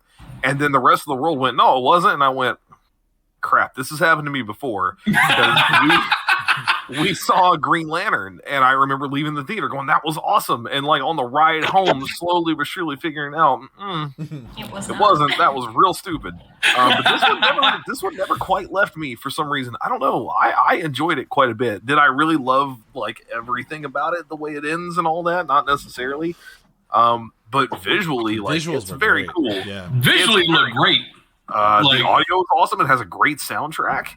The action in it was even pretty good. Yeah, I mean, you know, maybe it's one of those things where more taken as scenes, it's pretty great, and not so much as a whole. But like, I don't know. It's one of those movies that I would put it on and watch it and unironically enjoy it. My problem with that film was the same problem I had with The Village. I went in expecting something other than what I got, and it was one of the few times that I turned on it because of that reason. Normally, I'm just like, oh, this is what I thought it was. But both with The Village and Sucker Punch, once you realize what the plot of Sucker Punch was, I seriously got upset, and I'm like, so none of this fucking matters. This is all in her fucking head. This entire movie is pointless. And I started to get irritated. Village Yeah, was I didn't kind of have similar.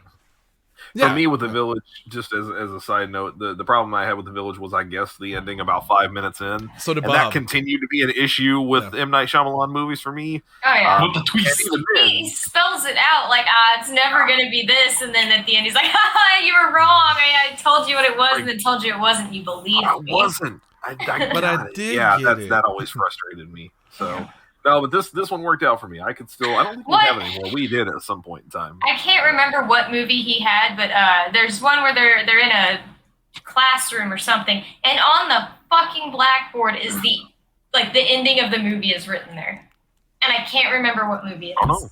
M. Night Shyamalan has only made one That movie sounds that I right, though. like, and that's Signs. I love Signs. That's the only one I really liked. You could have probably put Signs on this list too. Honestly, I thought about it, but Yeah. I honestly didn't know Yeah. if it was as hated as I thought it was, because I always thought people liked it. I don't hate it, but I can't really pick a movie of his that I liked. If I had to pick one that I liked better than the rest of them, that one would probably be pretty far up there, I guess. Yeah. But Yeah. Well, I know Jesse's Signs. a big fan of Avatar. Oh my god, I'll murder you and your dog. I can't do that joke. I actually do like the Blue Guys movie a lot, but Signs is in like the upper like Metascores around 60. Yeah, it was good. And because I know Signs and Sixth Sense were both like critically well received. I hate Sixth Sense. And then every fucking other movie he's ever done has been like hot fucking trash. Because it is usually hot fucking trash. All right, let's go on to Lindsay. Okay, so I'm blanking on some, so I'm going with a made-for-TV movie this time. Dinotopia. I love the book. The book was really good. The TV movie was hot garbage, but I enjoyed it. The animation was bad. The story was bad. The acting was bad. I don't know But Dinotopia. The universe Yeah. brought to life. I'm looking Okay, it so up. Dinotopia is basically a story of explorers that find a world that is inhabited by people and dinosaurs that has survived through time. And they have like 10 core principles that they live by, and they like coexist. Like neither is enslaved by the other. They like work together as a community. And it's basically a dinosaur utopia, hence Dinotopia. Modern Flintstones. Yes, kind of. Oh yeah, Flintstones were awesome. Good pick. Sorry. I'm looking at pictures from it right now, and the one thing I'll say about it is the dinosaurs don't look awful. Right? Well, some of them don't You're look not- awful. You're not seeing it moving, though. I'm not seeing them in motion. That's absolutely true. Yeah. Yeah. Because at first I thought they were practical effects, and now that I'm looking at it, I can clearly see that's a CG thing that's just not moving right now. Yeah. I think the baby Protoceratops is but most of them are like pure suits. All right, I'm gonna have to look more into that. Also, there was a show. I don't remember what the name of the movie was. I wish. Dinosaurs. Oh, No. never mind. There was a movie about one single dinosaur, and it was I think it was like a brontosaurus, and it was a baby, and they found it, and they were trying to take care of it and save it. And I loved that movie as a know what you're kid. talking about. Yeah, and I can't. The think little. of it. Little dinosaur. No, that was a deer. No. Wait, that was a deer, What? Lindsay. How do you get that? It's fine. We're just gonna keep going. Is the, Jesse, I don't know. figure this out. It's a movie. It's a movie. I think Sean Young's in it, so figure it out. All right, my next pick. What about the rest of the movie? It has dinosaurs in it, you said? Yeah, look up Sean Young and dinosaur, and you'll probably figure it out. My next pick, by the way, is The Spirit. Secret of the Lost Legend. That sounds right. I'm gonna look that up real quick. Chubby got it. Yeah, The Spirit is okay. Yeah, I guess I had a similar That is it, experience to what Shelby. you were talking about earlier with Going with, and inspecting one thing. Yeah, I went in hoping it was going to be a lot more Sin City like, and it was Yeah, not. And I was quite disappointed. Because I felt like that was all the marketing was that like this Right. is a very Sin City Sin City Very different film. Very different film. Wasn't it Frank Miller? Lots of too? ladders getting pulled out of pools. Is Do it what? his stuff? Yeah. It was Frank Frank Miller Miller. that did both. Oh, Yeah. Frank Miller. Yeah, and that was part of the marketing, like from the same writer as Sin City and all this other shit, and it had even like the same kind of art style going and everything, like in the the trailers and all that good shit, and then you actually watch it and like, this is nothing like Sin City. But I thought it was a lot of fun. I love the visuals. Sam Jackson as the bad guy was great. Scarlett Johansson was great. Eva Mendes was in it. She was really good. I really enjoyed that film. I was kind of obsessed with it there for a little while, and I thought it was universally loved. Like, I really like, oh yeah, everybody loves The Spirit, and then I found out, no, that's not true. Apparently it did not do well. So I was very surprised by that. No? I wonder what the Metacritic is on it. Oh, wow. Metascore 30. So, yeah. Rotten Tomatoes is 14%. Yeah. Oof. But anyway, Yep. last round. Let's get this going. Jesse, hit me with your best shot. All right. So I thought about doing like basically the entire Fast and Furious franchise. Yeah. But I think it's mostly just my friends group that dislikes those movies because they are somehow wildly popular. That's true. I just like Tokyo Drift for the music. That's it. That's fair. That's my least favorite of the Fast and the Furious movies too. I didn't say story. Fair enough. If you watch Then, like, Rescue Kingsman- Rangers, you can learn about a new one. Yes. And then I thought about doing Kingsman Golden Circle because apparently like it has a Metascore below 50, which blows my mind because I loved that movie. But the film I'm going to go with is Jingle All the Way. Oh, come on. Classic. Oh, Classic. Starring Arnold Schwarzenegger and Sinbad And Phil as two Hartman. fathers trying to get a toy for their children on Christmas. Which toy? ow. Turbo Man. Turbo Man. Yeah, no, like that's one of those movies that like I understand it's awful, but it's one of my favorite movies to watch around Christmas time. Like it's just It's classic. it's classic. Like, and I was the right age at the time where like that just really appealed to me. Like it's good. I like that movie a lot. It was very funny. It's very This was- endearing. Right around the time that Sinbad was about to get that big starring role in the Shazam movie. You remember that one? Okay. Stop it. Stop that. You remember it, don't you, Shannon? No. Nope. Wait, Shazam? Kazam.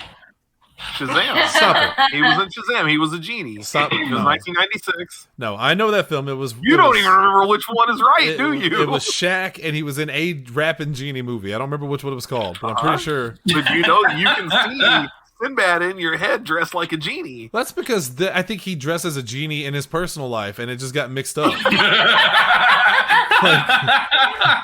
Like people just I'm got gonna confused. hurt some people here mentally, so I feel like I'm gonna clarify. Shaq was in a movie called Kazam. Kazam. Sinbad Yes. hosted a movie marathon about the Sinbad character, which is a totally different thing, and he dressed as a genie, and that's where you have the mental image of him doing that, because for some reason it made its way onto the internet, and so That's that Mandela effect. that's it. Yes. Also, one of my favorite episodes of the X-Files. One of the best. Anyway, Jingle All the Way was fantastic, Jesse. I agree with you. Let's go to Shelby. Last one. Thank you. All right, last one. The Room, directed, written, produced, and starring Tommy Wiseau. You know what's funny about The Room is it's such a horrible story. film. It's a horrible film that somehow spawned a book that was so good it got turned into a movie which won awards about a movie that was god awful. Yeah. And then another movie was made about the making of the movie. Yeah. Greg I'm Sestero? I don't know how to pronounce it. Sarah? Yeah. Yeah. Who should have, I mean, like, handsome dude. And the book he wrote turned into was The Disaster Artist, which was great. But The Room itself. The Disaster Artist was like I really liked that movie a lot. Tommy Wiseau is DB Cooper. You can't prove me wrong. You can't convince me that that's not the case. It's him. It makes sense, man. That's where he got the money. Nobody knows who he is. Nobody knows where he came from. Just came out of He was nowhere. able I to do was whatever like, he wanted. He had to do something with the money at some point. right. Well, see, Hunter, like I can prove you wrong with the phenomenal documentary Without a Paddle, where Did that have three Dak friends. Shepard in it? Dak Shepard? Yeah. Oh, shit, it really is, isn't it? Fuck. It is, yeah. Seth Green, Dak Shepard. Shepard. Who's the other one? Is it Matthew Lillard? Matthew Matthew Lillard. Lillard. Yeah. I think For a it's his split name. second, I thought it was Dane Cook. And I feel like that would have been a No. Mandela effect thing of like, I probably could have been, you know. But was right yeah, around that no, time. they're trying to find DB Cooper's treasure, and it doesn't go well. They dig up the room. Look up closely. Tommy Wiseau is actually, he's in the producers for that movie. He's trying to throw you off the trail, man. He didn't want you to know. Have you ever seen his Joker audition? No. Yes. It's Yeah. legit. Tommy Wiseau? He Yeah, would have been a look it up. great Joker, legitimately, because he's so unnerving with the way he talks. It actually works really well. If anyone could rein him in to actually do the lines and everything, it would have been very entertaining. Yeah, he He even did it on looks Wired, crazy. actually, I think. Yeah, it's. I mean, just the way he dresses. Honestly, they're doing like a split shot where it's the Joker on one side and Tommy Wiseau on the other. It's not that far off. No. No. All right, Hunter. Last one. While they look Indiana up. Jones and the Kingdom of the Crystal Skull is a better movie than anyone is giving it credit for. Absolutely not. Absolutely is. I Oh, made God, this no. argument during Arguably Entertaining. It is a better movie than people give it credit for. Is it a great movie? No. Is it even? I would argue it's a good movie, and I understand why some people don't. But it is not nearly as bad as people have made it out to be. Fuck your aliens. It is. I It couldn't is stand worth. that movie. It is worth going back and watching again and taking into account that it as a follow up to the things that came before it. It works. It almost needs to be watched as part of a series of watches. It's good. It's better than people give it credit for. To me, I 100% think it is. Hunter, I'm gonna tell you. I don't know if I said this before, but I actually like that movie. I like it. Yep. I was so mad when I figured out before the end what it was going to be. I was like, absolutely not. I can't do this. I also like Shia LaBeouf at the time, so his Mutt Williams didn't bother me. I mean, I didn't mind him in the movie. It was fine. when It it was comes to the MacGuffin stuff, like Lucas has been trying to get aliens into that series for a long time. At one point in time, the third movie was going to be Indiana Jones and the Saucer Men from Mars. Like that's what he wanted to call it. I didn't know that. And I also did not know that. honestly, Yes, I would have been Lucas wanted fine it to be with that. that. in a big way, and Spielberg was like, it is not the time. Like that's not going to work, especially if we're going to wrap it up. So they moved on and did Last Crusade. I've never had anywhere near the problem with that MacGuffin that people did. I didn't really love that. That's how they eliminated the main villain. The whole like she got the wealth of the world's knowledge and it just basically blew her brain. That was kind of and even the character itself, Cate Blanchett's character, I didn't much care for. But not her fault. It just wasn't really, it wasn't as interesting as I'd hoped it would be. But again, the movie does a lot of things right, especially if you're a big fan of that franchise. Like the early on stuff, him actually getting to settle down almost by necessity because his friends have died off. He's getting older. He can't do all the adventuring that he used to do. And then finding out that he has to, kind of do one more go around. Plus he's got this kid. Plus Marion comes back into play. Are the effects great? No, but it's better than people think it is. Now comes his legal battles of them trying to actually get him to put that shit in a museum instead of hoarding it in one of his back rooms. And like They've been taking it from him since the first one, though. I mean, that's nothing new. And to your point, like Indiana Jones is one of those franchises that I know is like extremely popular, but I have never been I've never been wowed by them. I've never I don't dislike the movies, but like I've never been, holy shit, Indiana Jones, this is gonna be a good time. I was like, okay, they're okay. So that was me. I loved it. I loved the action, the adventure. I love the fact that it was like kind of real. Like you might be able to find an old Mayan temple that was buried somewhere that has this crazy booby trap that you can go in and outwit and then make it out with like this really cool bejeweled whatever the hell was there. Not fucking aliens though. What's wrong with aliens? Dude, but by the second one, people were beating hearts out of people's chests. Like, and it was a prequel, so that stuff already existed. That's the thing. A lot of people, I feel like, were that way. They were so mad about the alien stuff, and I thought, man, this series has been off the rails for a long time in terms of that. Like, if that's you got to reconcile that with the whole series. If this was the only movie, that'd be one thing. But I mean, I just feel like it was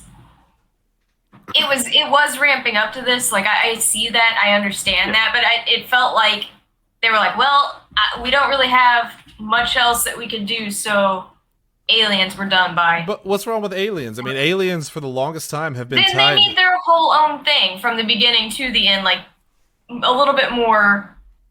I don't know. and to be fair, too, they were like the buried versions of them that were only activated with this one, thing, which is very on brand for Indiana Jones. Like the thing only works because you have the other thing that makes it work. I'd be more bothered if it was they've always been, in our society. That's a different story. That's not an Indiana Jones story.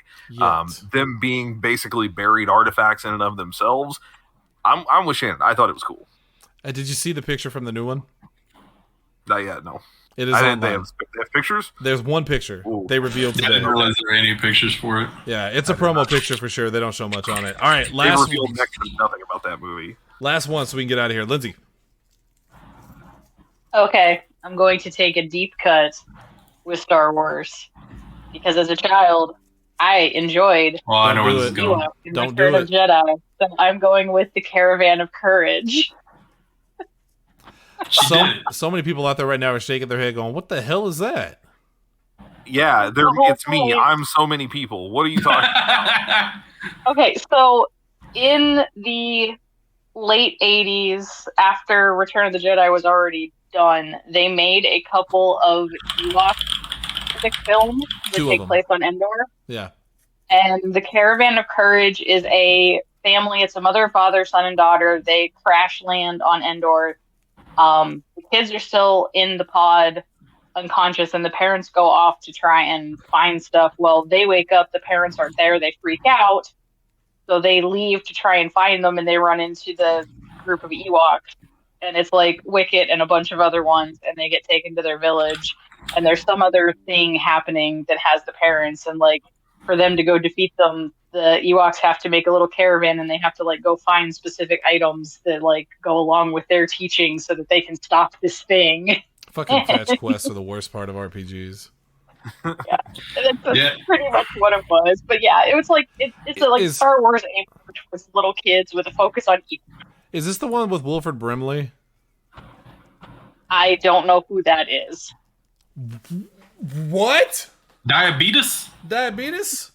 The mustache. You don't know Wilford He's in the Brimley? thing.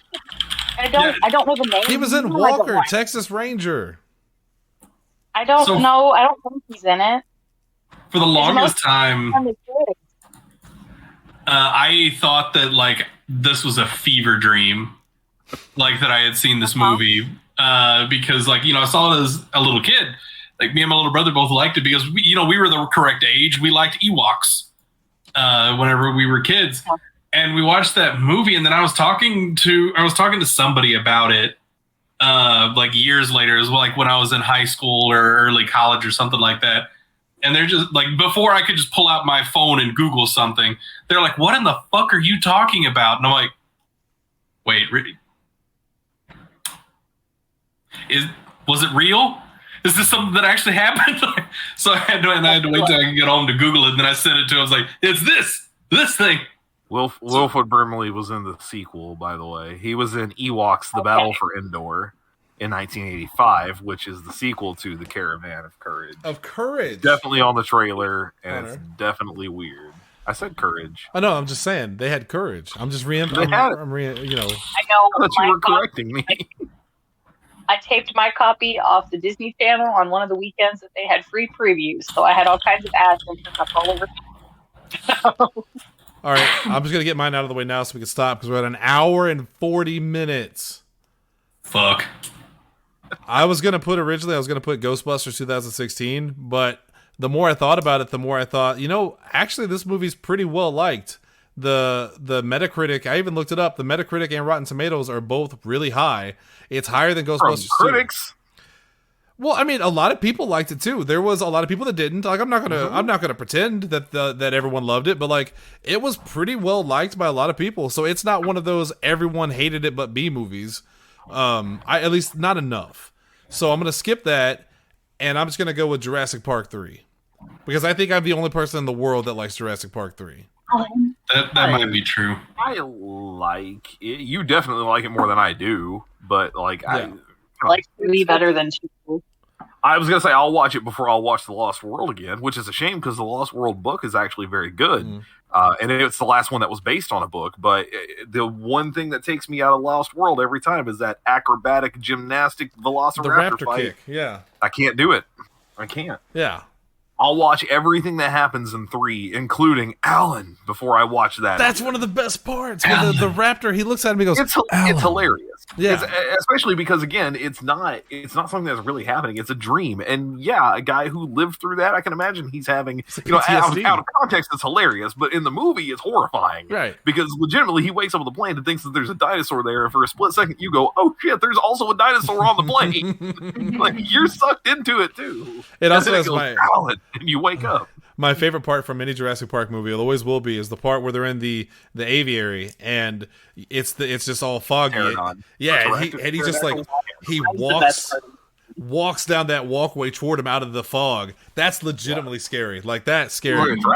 Yeah, he's creepy as hell. All right, so Jurassic Park 3, we're going to end it at that. We're going to end the show, for the love of Christ. Ethan just messaged me. Hello, Ethan. I love you. We miss you too. And that's it for the show. We're going to be back tomorrow, probably. I might do something, or I won't. I really don't know right now. I got a busy day for the next couple days. But until then, and for next week, we got all new shows. But Hunter, we had a couple shows this week. It's worth going back and checking out. Yes, earlier this week, not only did we start our newest game on PZ85 Plays, which is the Modifius Fallout tabletop game, the 2D20 game that they're doing. Shannon and Lindsay started that with me. We will be continuing that not next week, the one after. But also last night we had a really great new edition of Pro Wrestling Unscripted, a new PWU. PWU is back, and if you did not know, it's back in a big way. Yeah, not just me and Shannon. As almost like a counterbalance to what Dalton and Asa are doing. Yes. In fact, we directly have a segment that is a counterbalance to something they do. And I think we haven't said it directly on the shows, but one of the things I really love about it right now is we all like wrestling. But I think it's fair to say that Dalton and Asa are far more entrenched in it than you and I were. Yes. You and I, we left PWU in the first place because we both were like, I'm not even watching this anymore. I hate it. And I think now the perspective of two sort of lapsed fans who kind of hate a lot of what happens in wrestling makes for a great show. I think the way you worded it is perfect. We are the counterbalance to Dalton and Asa, because Dalton and Asa are very optimistic and love wrestling. Yes. You and I love wrestling, but we're also very cynical at this point. So we look at it from two different perspectives. Yep. They're sister shows. Worth coming back to check out. Yeah, if you haven't heard the new PWU since, I don't know, what have we done? Like 3 or 4 of those since then? Pretty much since around WrestleMania time. Yeah, we've only missed one. Worth checking out. And then we had an all-new I Want to Believe on Monday. Oh my God, that was Monday. Yeah. Wow, that feels like that was 2 weeks ago. I totally forgot about that. That was a great episode too. It was a lot of fun. So yeah, great content this week here on Podzilla 1985. But until next week, we do all new shows for myself, for Jesse, for Shelby, Lindsay, and Double H, and Ethan. Thank you guys for tuning in. We'll see you next week. And as we often do, Shelby, take us out. I'm already gone. She really is. Shit, where'd she go? Hey, Jim.